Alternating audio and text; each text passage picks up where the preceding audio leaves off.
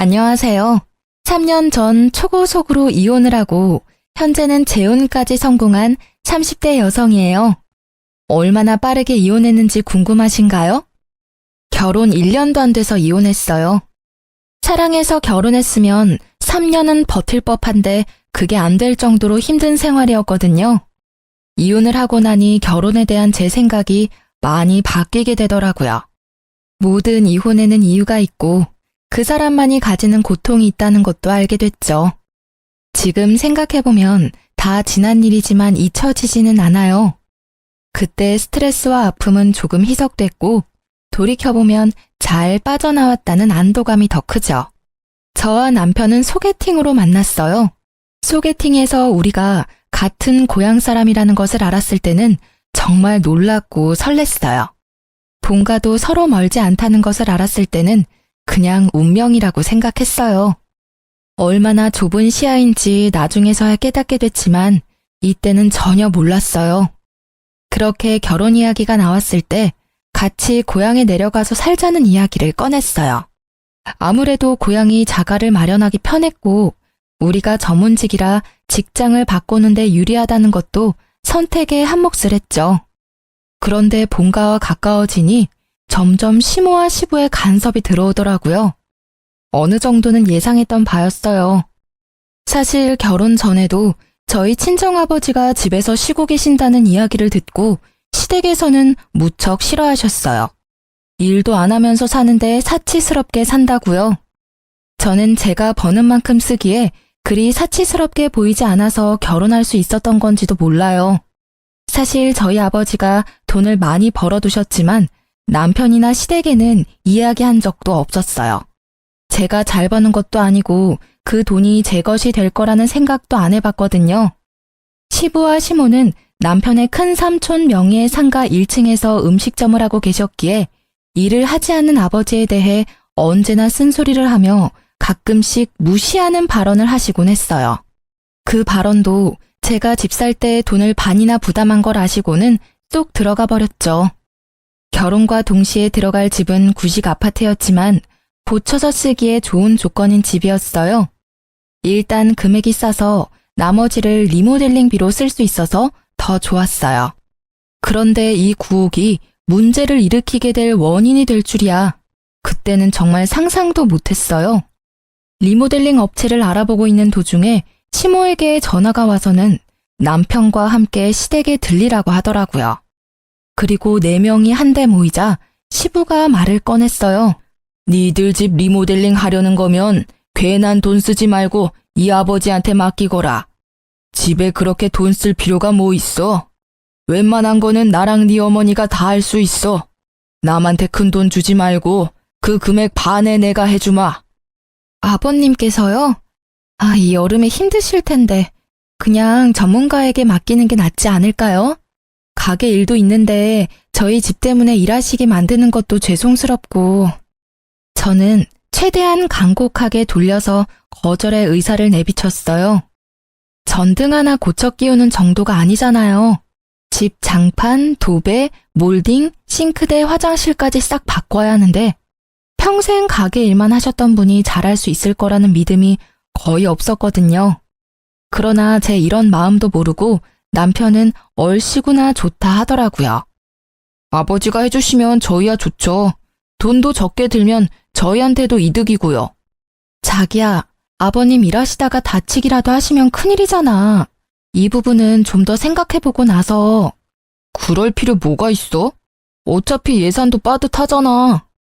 결국 그 자리에서 남편이 선뜻 대답하는 바람에 저는 아무런 반론도 하지 못하고 돌아와야 했어요.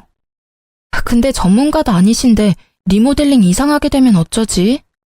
믿져야 본전이지. 어차피 엄청 허름한 집인데 잘 고쳐주면 좋고 좀 이상해도 쓰는 데는 큰 지장 없을 거 아냐. 돈 굳으면 좋은 거지. 원래 2천 예상했었지? 1,000 정도면 돈도 많이 남고 좋지 뭐. 그리고 공사가 시작됐어요. 두려움에 두근대는 제 마음과 달리 시부와 시모는 거침없이 공사를 하시더라고요. 그리고 한 달이 지나고 공사가 끝났어요. 처음 집에 들어갈 때까지만 해도 그럴듯해 보였어요. 그런데 보름이 지나면서 여기저기서 문제가 발생했어요. 안방 도배가 흘러내리고 거실 장판이 쭈그레지는 건 정말 사소한 거였어요. 싱크대가 역류하는 건 어떻게 된 건지 알아볼 수 없을 정도였죠. 그리고 그즘 아랫집에서 저희 집에 찾아왔더라고요. 화장실 쪽에 누수가 있는 것 같으니 확인해 봐야 할 것 같다고요. 결국 전문가를 불렀고 공사 어디서 했냐고 이렇게 허술하게 공사하는 사람이 어딨냐며 난리가 났어요. 차라리 그냥 리모델링을 하지 않는 게 나았을 걸 하고 후회가 되더라고요. 결국 이래저래 재공사에 들어가기로 했어요. 하지만 공사 날짜도 당장 잡히지 않아서 그 집에서 며칠을 더 보내야 했죠.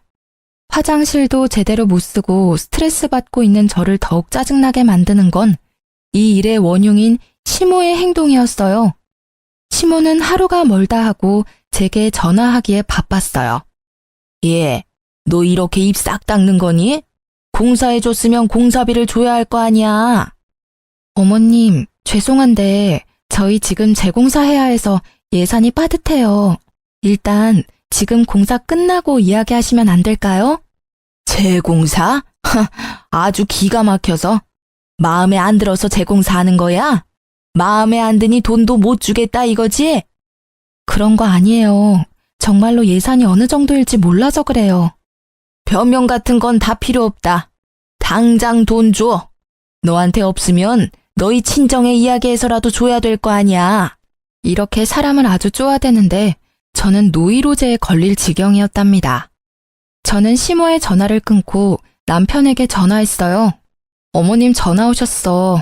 돈 달라고 하시는데 재공사 비용이 얼마나 나올지 알 수 없는 상태에서는 드릴 수가 없잖아. 그니까 우리 집 상황 알리고 약속한 돈은 반만 드리는 걸로 하자. 어차피 자재값은 우리가 다 냈으니까 수고비로 드리는 건 그 정도면 될 것 같은데. 어때? 그럼 약속을 어기자는 거야? 아무리 공사가 망했어도 부모님하고 한 약속이잖아. 드리기로 했던 금액은 드려야지. 어떻게 그렇게 쉽게 이야기해? 지금 공사비며 아랫집 보수공사까지 우리가 책임져야 하는데 내 수중에 있는 돈으로도 모자랄지도 모르는데. 아, 그럼 나더러 어떻게 하라고. 처음부터 네가 맡는다고 하지 않았어? 그럼 네가 책임지고 끝까지 해야지. 나한테 할 소리야? 처음부터 내가 아버님한테 공사 맡기는 거 싫다고 했잖아.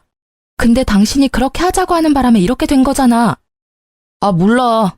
난 아무것도 모르고 아무것도 해줄 수 있는 게 없으니까 당신이 알아서 해. 결국 이 상황을 해결하려는 의지도 없어 보이는 남편과의 대화는 싸움으로 번지고 말았죠. 저는 이날 처음으로 남편에 대한 실망감을 느꼈어요. 저는 열심히 이 일을 어떻게 수습할까 고민하다가 가족을 집에 초대하기로 했어요.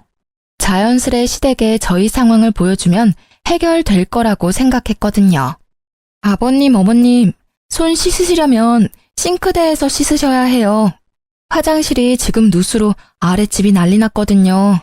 그리고 싱크대도 물이 역류하니까 물을 살짝만 트시고요.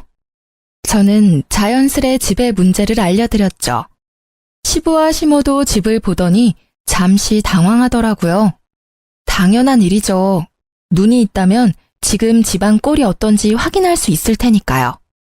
아이고, 집 사서 들어오더니 이렇게 집을 막 쓰니. 세상에 얼마나 험하게 썼으면 집이 이 모양이야? 너 그렇게 안 봤는데 물건을 이렇게 아껴 쓰지 않으면 어떡하니? 저는 너무 당황했어요. 마치 저 때문에 집이 망가졌다고 말하는 시모의 모습을 믿을 수 없었죠. 그때 벨이 울리고 제가 초대한 특별한 분이 들어오셨어요. 오늘 급히 외출계를 내고 요양원에서 나오신 남편의 할머니였어요. 남편에게 급히 부탁해 시부모 모르게 모셔달라고 했거든요. 지금 이 집에 대해 객관적으로 말할 수 있는 분이셨거든요. 노환으로 거동이 불편해 요양원에 계시지만 정신은 아주 말짱하셔요. 할머님의 등장에 시부모님이 더 당황하셨더라고요. 어머님이 어째서 여기에? 내가 못 올 곳이라도 왔어? 뭘 그리 귀신 본 눈깔이야? 아유, 그런 게 아니고요, 어머님.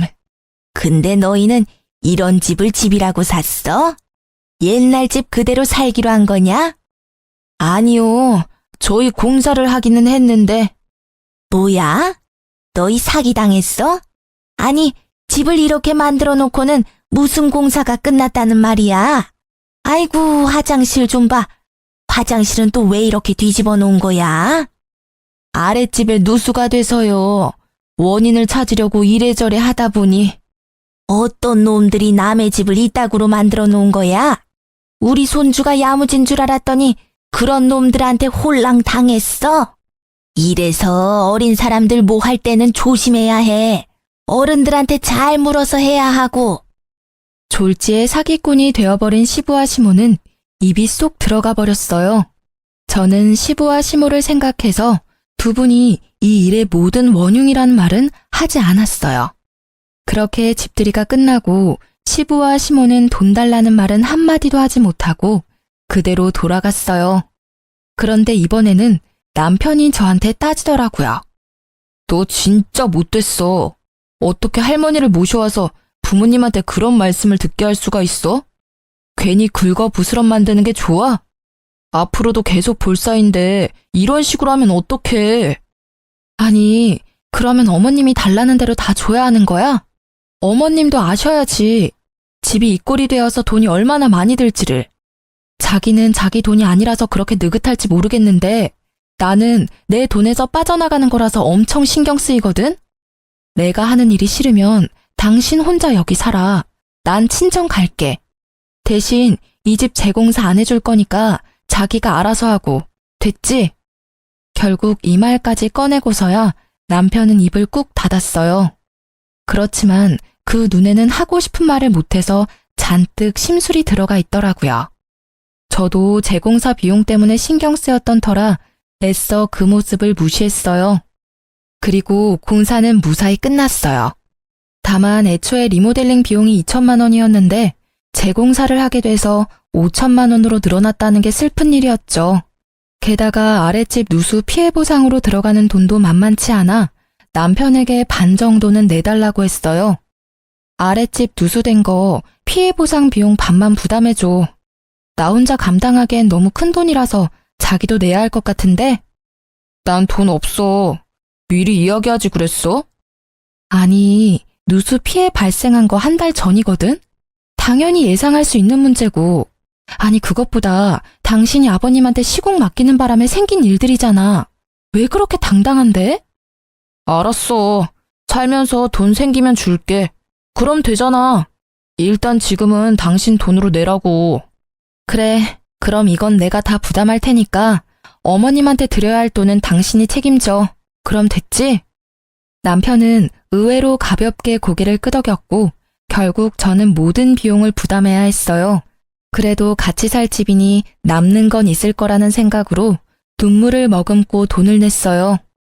그래도 다행인 건 리모델링 재공사가 너무 잘 돼서 집안이 너무 쾌적한 신식으로 바뀐 점이었어요.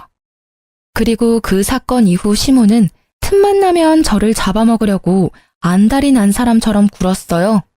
제가 일부러 공사비를 주기 싫어서 자신들을 물먹였다고 여기는 듯 했죠. 저는 몇 번을 시모에게 이 문제는 남편과 상의하라고 했지만 제 말을 들을 생각조차 없어 보이더라고요. 그 와중에 집들이의 조모를 소환한 저를 시부가 불러서는 며느리의 자세, 시댁을 모시는 자세에 대해 일장연설을 하셨어요. 너는 그게 문제다. 어른을 모시는 자세가 안 돼 있어. 어떻게 어른이 있는 곳에 더 높은 어른을 모셔와서 사람을 무안하게 만들 수가 있는 거냐? 네가 생각이 있다면 그런 짓은 하지 말아야지. 어떻게 할머니를 모셔오는 그런 발칙한 생각을 할 수가 있어? 네가 며느리가 아니었다면 이렇게 따끔하게 혼낼 필요도 없었을 거다. 다 너를 위해서 하는 말이니 고깝게 듣지 말고. 그 말들이 왜 저에게는 그리 서럽게 들리는지. 억울한 저와는 반대로 남편은 뿌린 대로 거둔 거라며 시댁 식구들을 말려줄 생각도 없더라고요. 저는 이미 결혼에 대한 환상이 깨지고 현실에서 허우적거리고 있었어요. 그렇게 몇 달 뒤에 우편물이 하나 날아왔더라고요. 제가 주식을 안 해서 잘 모르겠지만 주식 배당과 관련된 우편물이더라고요. 저는 설마 하는 마음으로 우편물을 뜯었는데 남편이 거의 3천만 원이나 되는 큰 돈을 투자한 걸 알게 됐죠. 저는 그걸 보자마자 정신이 번쩍 들더라고요. 리모델링 재공사할 때는 돈 없다며 저를 태연히 속이고 아랫집 피해 보상 금액도 저한테 한 푼도 주지 않았던 거예요. 열받은 저는 남편을 기다렸어요. 7시, 8시, 9시. 저녁 늦게야 들어온 남편은 평소와는 다르게 정적이 흐르는 집안 분위기에 들어오다가 잠시 멈칫하더라고요. 도둑이 제발 저린다고 제 얼굴을 보고는 슬쩍 눈치를 보고는 제게 오더라고요. 당신 이거 뭐야? 이만큼 돈이 있으면서 나한테 돈 한 푼 안 준 거야? 재공사할 때 돈이 얼마나 들었는지 알지? 그때는 돈 없다 하더니 지금이라도 재공사 비용 절반 나한테 줘. 안 줄 거야. 아니 못 줘. 지금 주식으로 거의 반을 날려서 지금 빼면 손해본다고. 손해를 보든 말든 내 상관 아니야. 나는 당신이 날 속였다는 게 화가 났고 당신에게 돈이 있음에도 내게 모든 책임을 전가해서 돈 한 푼 안 낸 게 화가 나는 거야. 아니, 도대체 이 돈이 어디서 난 거야? 그게 사실은 내 돈은 아니고. 설마 나 몰래 대출받은 건 아니지? 그런 거 아니야. 엄마 돈이라고, 엄마 돈. 뭐? 어머님이 그 돈을 왜 당신한테 주신 건데? 우리 리모델링 할 때 쓰라고 주신 거라고. 아니, 내가 좀 부풀려서 돌려드리려고 했지. 나도 집이 이 꼴이 될 줄 알았겠어? 그냥 진짜 해프닝이고. 야, 그게 더 나쁜 거거든? 너 지금까지 내가 얼마나 어머님한테 시달렸는지 알고 있었잖아. 어머님이 돈 달라고 한 이유가 여기 있었네. 당신 진짜 너무한다. 어머님이 준 돈을 몰래 혼자 꿀꺽한 것도 모자라서 어머님이 달라는 돈까지 나한테 주라고 한 거였어? 저는 그제야 시모가 빚쟁이처럼 제게 돈 달라고 했던 이유를 잘 알게 됐어요. 시모와 시부가 집 살 때 돈 보태준 게 없으니 공사비라도 보태주려고 하셨다고 하더라고요. 남편보다 제가 돈을 더 많이 써서 남편이 집에서 기죽어 살까봐 그랬다는 남편 말에 기가 차지도 않더라고요. 그런데 공사비로 남편에게 돈을 주고 나서 제가 가져온 견적을 보니 생각보다 공사비가 남는 것 같고 쉬울 것 같아 시부 시모가 해주겠다고 하고 돈을 다시 얼마쯤 받아가려고 하신 것 같더라고요. 시모는 아마 제가 그 돈의 존재를 알고 있으면서 그걸 저희끼리 다 가져가서 쓰려고 한 것 같다는 생각을 하신 것 같아요. 지금 당장 그거 정리해서 어머님께 돌려드려. 어머님이 나한테 어떻게 하고 계시는지 자기가 모르지는 않을 거 아니야. 나 계속 이렇게 살기는 싫다고. 제 말에 남편은 수긍하지 않겠다는 듯 입을 꾹 닫고 아무 말도 하지 않았어요. 내 말 안 들려? 하겠다는 거야 말겠다는 거야. 왜 이렇게 나한테 뭐든 다 떠넘기려고 하는 건데? 당신이 사고 쳤으면 당신이 해결을 좀 해. 그러다가 제가 화가 나서 쏘아대자 입을 열고는 되지도 않는 말을 하더라고요. 내가 알아서 하면 되잖아.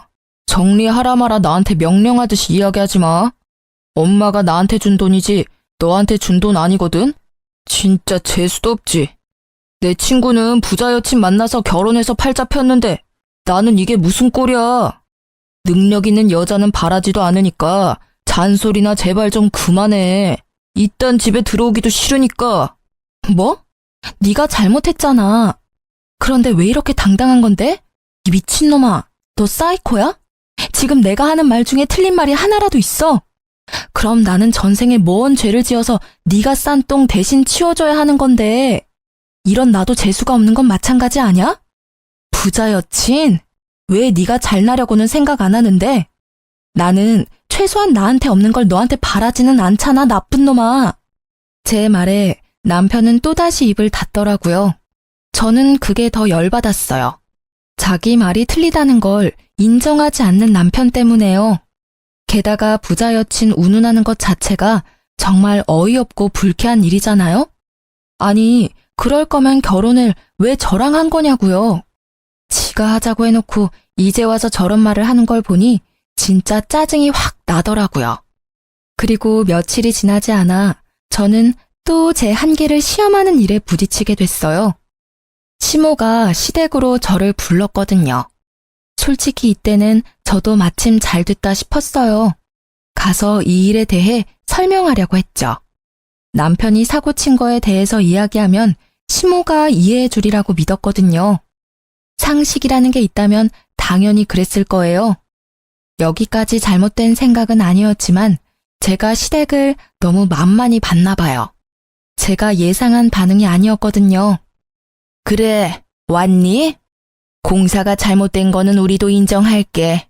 그렇지만 그거하고 별개로 우리도 일을 했으니 인건비라도 줘야 된다고 생각하는데 너는 어떻게 생각하니? 어머님 말씀이 지당하세요. 그리고 그 부분은 리모델링 비용을 받아간 남편하고 이야기하셔야 될 것 같아요. 저도 어머님이 남편에게 돈을 주셨다는 걸 불과 며칠 전에 알게 됐거든요. 저 모르게 그걸로 주식을 하고 있었더라고요. 그래서 빼서 드리라고 했는데 아직 안 드렸나 봐요. 제 말에 시모의 얼굴이 팍 일그러지더라고요. 저는 왜 시모가 인상을 쓰는지 모르겠더라고요. 너 아직도 정신을 못 차렸구나. 네 시아버지가 하는 말을 그냥 헛으로 들었어. 부부는 일심동체고 남편이 잘못했으면 부인이 책임져야 할 때도 있다고 네 시아버지가 말하지 않든? 그러니까 그 돈이 남편에게 있든 없든 너에게도 책임이 있다는 말이지. 그러니까 돈 달라는 소리도 같이 들어야 하는 거고. 어딜 남편이 가지고 있니 없니 하는 거야? 네 남편이 알아서 잘 쓰겠지. 그거 하나 믿어주지도 못하고 무슨 부부라고. 저는 이 상황이 점점 짜증이 나기 시작했어요. 사람을 빚쟁이처럼 만든 시모의 모습도 일을 저질러 놓기만 하고 수습도 안 하는 시부와 남편. 이 모든 시댁 식구들이 다 싫어졌어요. 팔은 안으로 굽는다는 말이 그냥 나온 말이 아니라는 걸 알게 해주는 시모의 반응에 저는 그 자리에서 바로 남편에게 전화해서 말했어요.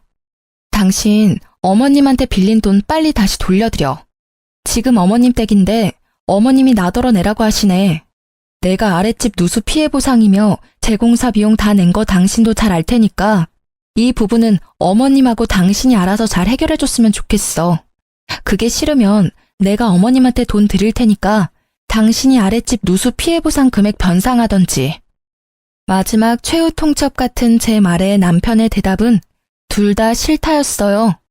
그리고 저는 남편의 그 모습에 이혼에 대해 심각하게 고려하기 시작했죠.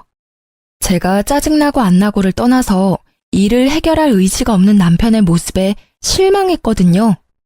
그렇게 시모와 이야기를 나눈 뒤로 시모는 시도 때도 없이 다시 전화를 하기 시작했어요. 무시할 수도 없어 받고는 바쁘다며 끊기를 여러 번. 정말 노이로제에 걸리기 일보 직전이었어요. 그리고 친정엄마에게 전화가 왔을 때는 정말로 혼이 나가는 줄 알았어요. 설마 친정까지 가서 그런 짓을 할 줄은 몰랐거든요. 얘, 너 빨리 좀 와봐야겠어. 안사돈께서 여기 와서 난리야. 너 뭐 돈 안 들인 거 있니? 돈 내놓으라고 난리야. 이게 무슨 난리인지 모르겠어. 그 말에 저는 일하다 말고 연차 쓰고 곧장 친정 본가로 향했어요. 갔더니 시모의 바락바락 악슨 목소리가 밖에까지 들리더라고요. 무슨 딸을 어떻게 키웠길래 어른이 하는 말을 개똥으로 듣도록 키웠어요? 세상에 시어른 일 시켜먹고 돈 떼먹으려는 벼락 맞을 며느리가 세상에 어디 있어요? 여기 와서 이러지 마시고 애들이랑 이야기하셔야죠. 저희한테 돈 빌려준 것도 아니면서 왜 여기서 이러시냐고요. 이 집 딸이니 이 집 식구가 책임져야죠. 우리도 좋자고 이러는 거 아니에요. 저희도 좋은 마음으로 집 공사해 준 거예요. 그러면 최소한 시어른 일한 만큼은 성의를 보여야죠. 공사가 잘 됐네 못 됐네 변명만 하면서 돈 돌려줄 생각도 하지 않고 저희도 진짜 마지막이라는 생각으로 여기 온 거라고요. 친정엄마와 시모의 실랑이에 저는 급히 문을 열고 들어가 엄마 앞을 막아서고는 시모에게 소리쳤어요. 그만하세요. 왜 여기 와서 이러세요? 제가 말씀드렸잖아요. 어머님한테 받은 돈은 남편이 몰래 숨기고 주식했다고요. 도대체 이런 법이 어디 있어요? 제가 가져간 돈도 아닌데 왜 저한테 달라는 거예요? 그 돈 한 번 만져보지도 못하고 알지도 못했던 돈이에요. 저한테 말씀하셔도 저는 드릴 수 있는 돈도 없어요. 원래 드릴 수 있었던 돈도 이제는 재공사 비용이랑 아랫집 누수 피해 보상 때문에 5천만 원이라는 돈이 빠져나갔다고요. 그 5천만 원의 단돈 1원도 보태주지 않은 게 그 사람이거든요? 아니, 그걸 왜 우리한테 이야기하니? 그건 네가 알아서 해야 할 일이지. 내가 왜 그런 것까지 신경 써야 하는지 모르겠구나. 나는 다른 건 다 관심 없고 내 돈만 받으면 돼. 알겠어요. 그렇게 말씀하신다면 저도 이제 됐어요. 저랑 그 사람이랑 이혼할 테니까 저한테 관심 끄세요. 부부가 일심동체라 제가 책임져야 한다고 하셨죠? 그럼 부부가 아니면 저한테 말씀 못 하시겠네요. 사고를 쳐놓고 남한테 책임을 떠넘기는 사람하고 어떻게 같이 살아요? 그리고 어머님은 아들을 그런 식으로 키워놓고 왜 남의 엄마한테 딸 자식 어쩌고 운운하시는 거예요? 이혼? 내가 그러면 겁이라도 낼 줄 알았니? 이쪽에서 더 환영이다. 이혼하면 위자료는 한 푼도 못 받을 줄 알아. 왜 위자료를 못 받아요? 그 집 살 때 돈도 반씩 냈고 리모델링 비용도 제가 다 냈어요. 집값 오르면 다 제 덕이고 그것도 다 비용으로 재산 분할 가능하거든요? 터진 입이라고 말은 얼마나 잘하는지. 그래, 백수인 네 아버지가 잘도 그 돈 받고 좋아하시겠다, 응? 너희가 이혼하건 말건 나는 공사비 너한테 받을 거니까 그렇게 알아. 네 아버지 쓸데없이 몰고 있는 외제차 팔면 돈 좀 나오지 않겠니? 그거라도 팔아달라고 하던지. 아버지의 이야기에 저는 시모의 말을 정정해줬어요. 제가 결혼할 때는 말씀 못 드렸는데 아버지 백수 아니세요. 건물 하나 가지고 계셔서 임대료로 생활하시니까 백수처럼 보이신 것뿐이죠. 그래? 그렇게 돈이 많은데 딸 자식 결혼할 때 한 푼도 안 준 거야? 돈 많다니 다행이네. 어서 내 돈이나 내놔요. 지금 몇 달째 쫓아다니면서 이야기하는 줄이나 알아요? 저희 아버지는 조용히 모든 걸 다 보고 계셨어요. 그러더니 저에게 조용하게 말하시더라고요. 너 진짜 이혼할 거야? 번복 안 할 거지? 그 말에 저는 고개를 끄덕였죠. 네, 이 꼴을 보고도 이혼 안 한다 하면 제가 미친년이죠. 제 생각은 확고해요. 제 말을 듣고 있던 아버지가 주머니에 있던 폰을 꺼내 들고 어디에 전화를 걸더라고요. 정 사장, 나야. 정 사장하고 계약한 그 상가 거기서 좀 나와줘야 할 것 같은데? 궁금한 거 있으면 거기서 일하는 사람들한테 물어봐. 잘 아실 거야. 그래, 끊어. 그분과 통화를 끊고 나니 옆에 있던 시부의 전화가 시끄럽게 울리더라고요. 예, 형님, 어쩐 일로? 예? 갑자기 가게를 빼라고요? 그게 무슨... 제가 무슨 일을 저질렀다고요? 그리고 통화가 계속될 동안 시부의 시선이 제 아버지에게 향했어요. 얼굴 가득 사색이 되어 저는 입안이 마르는지 연신 침을 꼴깍꼴깍 삼키면서요. 저는 그제야 아버지가 뭘 한 건지 알았어요. 사실 시부모가 일하는 그 가게는 시부의 큰 형님의 명의로 계약이 된 저희 아버지의 건물이었거든요. 아버지는 계약 후에 실제로 일하는 게 사돈이라는 걸 알고는 시댁에서 곤란할까봐 건물주인 걸 밝히지 않았거든요. 아무래도 임대인과 임차인이라는 관계가 사돈 관계에 그렇게 좋지만은 않다고 여기신 듯 했어요. 정 사장한테 다 들으셨으면 이야기하기 편하겠네요. 보증금은 돌려줄 테니 제 건물에서 나가주셨으면 좋겠습니다. 그리고 나가기 전에 원상 회복 무조건 하셔야 하고요. 안 되면 비용 청구해서 보증금에서 차감할 테니 그렇게 알고 계시고요. 아니, 이런 법이 어딨어요. 사람을 이렇게 한순간에 내치는 게 어딨냐고요. 건물 주인이면 다예요. 시모는 친정 아버지의 말에 또 악을 쓰더라고요. 제가 건물 주인인 건 변함없고요. 계약 기간이 아주 다행스럽게도 이번 달까지였네요. 저는 계약 연장을 하고 싶지 않으니 두 분이 나가는 건 당연한 거겠지요? 저기 진짜 조금 더 말미를 주시면 저희가 지금 당장 나갈 수 있는 상황도 아니고 이래저래 정리해야 할 일도 있고, 무엇보다 다음 가게가 결정될 때까지만이라도 시간을 주시면. 정 사장한테 물어보면 아시겠지만 원래 두 분이 그 자리에 들어오기 전에 먼저 연락 온 곳이 있었어요. 그쪽은 최근에 잘 나가는 프랜차이즈점이었고 사실대로 말하면 두 분이 거기 들어올 만한 분들은 아니었죠. 그래도 일부러 사돈이 되실 분들이라 계약한 거예요. 그런데 이혼한다잖아요. 그러니까 더 이상 불편한 관계 이어가지 말고 나가시라는 거예요. 그게 당신들한테도 편하지 않나요? 시모는 그 와중에 남편에게 전화를 하더라고요. 남편이 집에 도착하기 전까지 시부와 시모는 사정하며 가게 계약에 대해 이야기했지만 친정아버지는 아예 들은 척도 하지 않더라고요. 남편은 집에 도착해서는 사색이 돼서 친정아버지와 저를 번갈아 보더라고요. 여보, 내가 잘못했어. 그러니까 좀 봐줘. 부모님이잖아. 이번 한 번이야. 아무리 그래도 한 번 오해로 이렇게까지 하는 건 좀 너무하잖아. 부모님도. 미안한데 이야기는 나가서 하게. 여기는 더 이상 자네 처갓집이 아니야. 딸아이는 자네와 이혼하겠다고 약속했어. 딸이 한 입으로 두말할 사람이 아니라는 건 내가 잘 아니까 자네는 자기 복을 제 발로 찬 거야. 잘 지냈다면 내가 이래저래 도움을 줬을 텐데 이렇게 됐으니 최대한 빨리 이혼해주면 좋겠네. 아버지의 축객령에 남편의 표정은 절망으로 바뀌었죠. 저는 그 길로 신혼집을 나와 친정집으로 돌아왔어요. 남편은 몇 번이고 절 찾아와 미안하다며 용서를 빌었어요. 그런데 웃긴 건 진짜 미안한 게 아니었더라고요. 자기야, 이제 그만 용서해줘. 우리 사이가 이 정도로 깨질 사이는 아니잖아.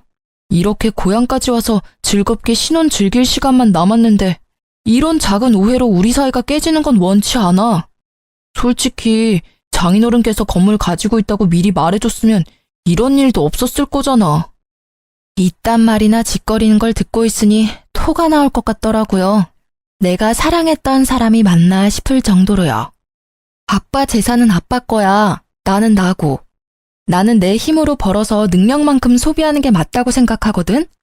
너야말로 진짜 토 나오게 역겹다, 진짜. 내가 그렇게 어머니 돈 갚으라고 할 때는 안 갚겠다고 난리를 치더니만 우리 아버지 상가 건물 갖고 있다는 걸 알자마자 시모 돈 갚아주겠다는 네 생각이 말이야. 역겹다니. 말이 너무 심하지 않아? 솔직히 내가 바람을 피기를 했어. 자기 몰래 대출을 받기를 했어. 그런 거에 비하면 이건 그냥 장난 수준이지. 아, 어머님한테 공사비 명목으로 돈 받아놓고 모른 척 혼자 주식하려고 한 거? 아님 그 돈 때문에 내가 영문도 모른 채 어머니에게 시달리고 있던 걸 알면서도 도와주지 않은 거? 그것도 아니면 내가 그 돈의 존재를 알고 나서 너한테 갚으라고 이야기했는데도 못 갚겠다고 난리친 거? 도대체 이 셋 중에 어떤 게 장난 수준이야? 대답 못하겠지? 장난이라고 할 만한 일이 하나도 없어. 전부 다 문제가 있는 일 아냐? 제 말에 남편이 입을 꾹 닫더라고요. 그렇지만 이내에 변명이라도 하려는 듯 이야기하더라고요. 그건 다 생활 자금을 좀 불리려고 한 일에 불과하잖아. 나도 생각이 있어서 한 일인데 이렇게 전부 의심하면 나도 기분이 나쁘잖아. 그리고 가정이야 어쨌든 결과만 좋으면 되는 일이고. 결과가 좋아? 반이나 날려먹은 주식이 좋은 결과야? 잘 들어봐. 내가 이혼을 결정한 이유가 네가 숨긴 시모 돈 때문만은 아니거든? 막상 결혼을 해보니까 넌 문제가 생겼을 때 해결할 생각이 없더라고. 매번 나한테 문제를 해결하도록 맡기기만 했지. 너는 문제를 해결할 의지조차 없었어. 게다가 회피하기만 했지. 그걸 보니까 진짜 질리더라고. 그런데 그것만으로도 이혼 확정감인데 네 어머니는 어떻고? 그 돈 네가 갖고 있다고 몇 번을 말해도 나한테 부부는 일심동체니 남편이 사고를 치면 아내가 해결하는 게 맞는 일이니 말도 안 되는 말만 하시고 가족 운운하면서 어떻게 그렇게 악착같이 날 쫓아다니면서 빚쟁이 쫓아다니는 사채업자처럼 막무가내로 돈을 달라고 할 수 있어? 그게 얼마나 더러운 기분인지 넌 상상도 안 가지? 그러니까 그렇게 태어났던 거지. 다시는 이런 일 겪기 싫고 두 번 다시 생각하고 싶지도 않아. 제 말에 남편은 아무 말도 못하고 눈만 굴리더라고요. 나가자니 제 아버지 앞으로 된 건물이 아른거리고 뭔가 제 말에 반론을 하고 싶은데 입이 10개라도 할 말은 없고 결국 제가 쫓아보내고서야 남편은 터덜터덜 돌아가더라고요. 그 뒤로는 일사천리로 이혼 과정이 진행됐어요. 다행스럽게도 제가 한 리모델링 건으로 집의 가치가 이전보다는 올라서 그 부분의 비용도 어느 정도는 되돌려 받을 수 있었어요. 여기서 짜증나는 건 집값이 오른 걸 남편도 혜택을 받다는 점이었죠. 그렇게 이혼 후 저는 고향을 떠나 다른 지역으로 갔어요. 그곳에서 연애 1년을 끝으로 지금의 남편과 재혼도 했고요. 사실은 사이가 너무 좋은 나머지 혼전 임신에 성공했거든요. 재혼해서 아들을 출산하고 오랜만에 친정집에 내려갔어요. 아버지와 함께 외식하러 나갔는데 식사하는 곳에 전 남편의 전 시모가 일하고 있더라고요. 순간 확 짜증이 나서 다른 곳으로 가려고 발길을 옮기는데 전 시모가 아는 척하며 저 아버지에게 다가오더라고요. 아이고, 잘나신 전 며느리네. 그렇게 이혼하고 잘 살고는 있어? 남의 눈에 눈물 나게 하면 지 눈에는 피눈물 난다던데 그 눈물은 언제쯤 나려나 몰라? 나쁜 년도 이런 나쁜 년이 없지. 세상에 결혼한 지 1년도 안 돼서 돈 때문에 지압이 갖다 버린 년이 얼굴을 빳빳하게 들고 다니는 게 제대로 된 세상이야? 욕하지 마세요. 저랑 이제 그쪽 집안은 관련 없거든요. 관련이 없기는 왜 없어? 악연으로 똘똘 엮여 있는데. 남편 버린 년이나 돈 때문에 사돈댁 내치는 친정아버지나 다 똑같이 거기서 거기지. 사람 무시하고 잘 사는 사람 못 봤어. 하늘 부끄러운 줄 모르고 대낮에 뻔뻔하게 돌아다녀? 그만하세요. 제 친정에 돈 없다고 무시하고 구박한 것도 당신들이고 무엇보다 제가 받지도 않은 돈 어이없이 저한테 요구한 것도 당신들이거든요. 조용히 최소한 상식적으로 살았으면 이혼할 일도 없었을 거라고요. 하늘 부끄러운 줄 모른다고요? 그거 제가 할 말이거든요. 진짜로 부끄러워할 사람이 누군데 지금? 아니, 인연이 보자 하니까 사람을 만만하게 보고. 뭐? 왜 내가 부끄러워해야 해? 지금 우리가 어떤 상황인지 알지도 못하면서 네가 뭘 안다고 우리한테 그런 소리를 짓거리는 거야? 시모의 큰 소리에 놀라서 앵앵 울고 있는 제 아들을 친정아빠가 안아 올리며 말했어요. 부끄럽지 않다면 최소한 후회라도 하셔야죠. 이혼 안 했으면 제가 가진 상가는 제 딸아이에게 물려줬을 겁니다. 그러니 당신네 아들에게 가야 할 복은 그쪽이 스스로 날려버린 거나 마찬가지죠. 저는 제가 가진 상가를 우리 외손주에게 줄 거거든요. 마음을 좀 곱게 쓰셨으면 당신네 외손주가 제 상가를 받았을지도 모르죠. 뭐 결과적으로는 그렇게 되지 않아서 참으로 다행이기는 합니다만. 그 말에 시모의 얼굴은 후회와 짜증으로 일그러졌어요. 어쩌겠어요. 본인이 차버린 복인데. 실제로 제 아버지는 제 아들에게 모든 걸 물려주겠다고 하셨거든요. 처음에는 다 쓰고 돌아가시겠다고 하시더니 제게 아들이 생기니 마음이 달라졌다고 하시더라고요.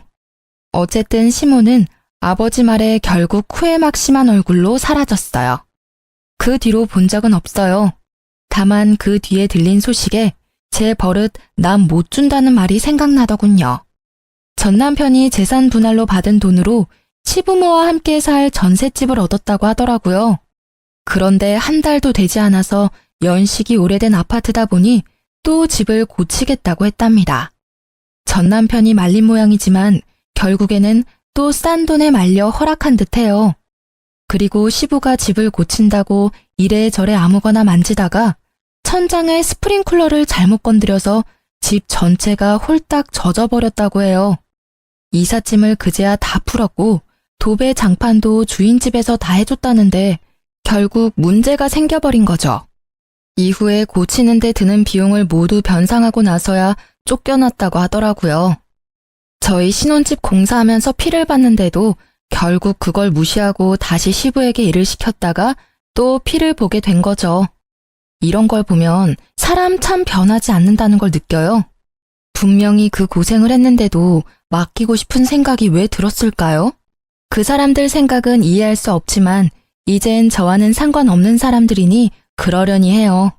다만 남편과는 비슷한 직종에 있다 보니 여기저기서 들리는 소식이 있거든요. 저와 이혼하고 몇 년이 지나도록 재혼은 못하고 있다고 하더라고요. 그럴만도 하죠. 그런 시댁에 누가 시집가고 싶겠어요? 솔직히 소문내고 싶어서 소문낸 건 아니지만 둘이 비슷한 일을 하니 소문이 다 나버린 건 어쩔 수 없는 일이더라고요. 저는 아들 하나 낳고 잘 살고 있어요. 지금은 일 그만두고 아버지가 가진 상가의 관리인으로 일하고 있어요. 아버지가 상가 책임져 보지도 못하고 물려받아 홀라당 날리지 말고 아버지가 살아있는 동안 조금이라도 배워서 잘 운영해보라고 하셨거든요. 그 마음 씀씀이가 참 감사하더라고요. 그리고 그런 저를 응원해주는 현재의 남편의 자상함과 책임감이 저한테는 무척 힘이 되어줘요. 아이에게 무슨 일이 생기면 저보다 먼저 해결해주는 남편이 전 남편과 참 비교되어 보인다고 하면 지금 남편에게 미안할 정도거든요. 그런 사람과 비교라니. 이혼은 저에게 좋지 않은 기억을 주었지만 동시에 사람을 보는 눈도 조금은 알려준 것 같아요. 그리고 도저히 내 선에서 해결하지 못할 일에서는 발을 빼는 게 현명하다는 생각도 들고요. 만약 제가 사랑이니 뭐니 시간이 지나면 변할 거라는 생각을 했다면 지금의 이 행복한 제가 없었을지도 모르죠. 아이가 있었더라도 헤어짐의 변화는 없었을 거예요. 물론 이해관계가 좀 더 복잡해졌겠지만 책임을 떠넘기기만 하는 시댁과 남편에게 아이를 맡기지는 못했을 거예요. 이렇게 저의 짧은 결혼 기간이 끝났어요. 신혼집 공사부터 시작된 일들이 마침내 제 결혼의 마침표를 찍게 될 줄은 그때는 정말 몰랐지만 헤어지고 나서는 다행이라는 생각이 들었어요. 그대로 있었다면 제가 힘들기만 했을 거예요. 제 사연을 읽고 그럴만했다고 생각하시는 분들도 있고 조금만 더 참아보는 게 어땠을까 하고 생각하는 분들도 계실 거예요. 그렇지만 참으면 참을수록 제 안에서 깎여나가는 것이 분명히 있다고 생각해요. 자존감, 존중, 배려. 결혼은 서로 희생하기만 해야 하는 건 아니라고 생각해요. 적당히 자신도 챙길 줄 알아야 오래 가는 것 같더라고요. 저처럼 짧은 결혼 기간에도 이혼을 고려하시는 분들에게 제가 겪은 일들이 도움이 되었으면 좋겠네요. 들어주셔서 감사합니다.